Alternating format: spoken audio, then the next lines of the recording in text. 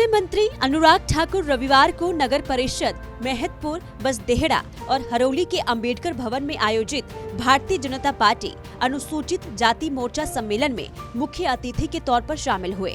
इस मौके पर स्थानीय विधायक सतपाल सिंह सत्ती की अगुवाई में बीजेपी कार्यकर्ताओं ने अनुराग ठाकुर का गर्मजोशी से स्वागत किया। इसके बाद अनुराग ठाकुर मीडिया से मुखातिब हुए और कांग्रेस पर एक के बाद एक कई हमले किए।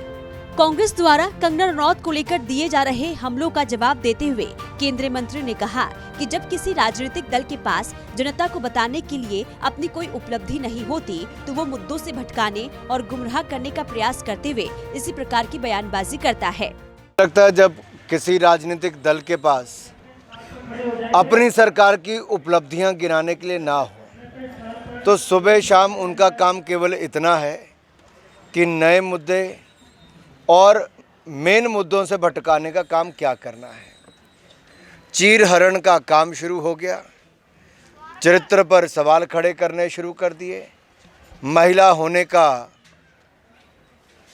और महिलाओं के प्रति कांग्रेस की सोच ये राहुल गांधी जी से शुरू हुई और एक के बाद उनके बाकी नेताओं ने महिलाओं के ऊपर कीचड़ उछालना शुरू कर दिया। ये कांग्रेस की सोच दिखती है कि महिला विरोधी हैं। आरक्षण तो उन्होंने कभी दिया नहीं, जो 33% देना था वो मोदी सरकार ने दिया। रसोई गैस का सिलेंडर हो, शौचालय हो, पक्का मकान हो या फिर दवाई हो या पानी की सुविधा हो, ये भी कांग्रेस ने नहीं दिया। कांग्रेस बीजेपी पर केंद्रीय जांच एजेंसी का दुरुपयोग करने का आरोप लगा रही है, जिस पर अनुराग ठाकुर ने पलटवार किया और कहा जांच एजेंसियां स्वतंत्र है और वो अपना काम कर रही है। देखिए, अगर कांग्रेस के सांसद के घर 350 करोड़ रुपया मिलेगा तो क्या जांच नहीं होगी? तृणमूल पार्टी के मंत्रियों के घरों में एक के 65 करोड़, एक में कितने करोड़ मिलते हैं तो क्या जांच ना हो?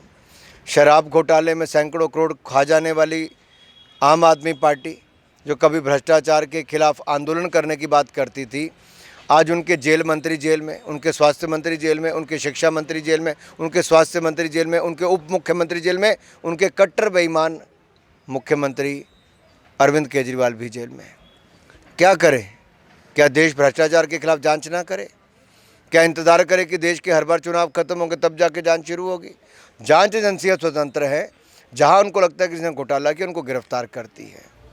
कांग्रेस ने बीजेपी के 400 पार के लक्ष्य पर तंज कसा था और कहा था बीजेपी सपना देख रही है, जिस पर केंद्रीय मंत्री अनुराग ठाकुर ने पलटवार किया और कहा 2014 और 2019 के चुनाव में भी कांग्रेस ने यही कहा था कि बीजेपी चुनाव नहीं जीत सकती, लेकिन देश की जनता ने खुलकर प्रधानमंत्री नरेंद्र मोदी का साथ दिया और अब लगातार तीसरी बार अपने लक्ष्य को प्राप्त करते हुए बीजेपी देश की बागडोर संभालेगी।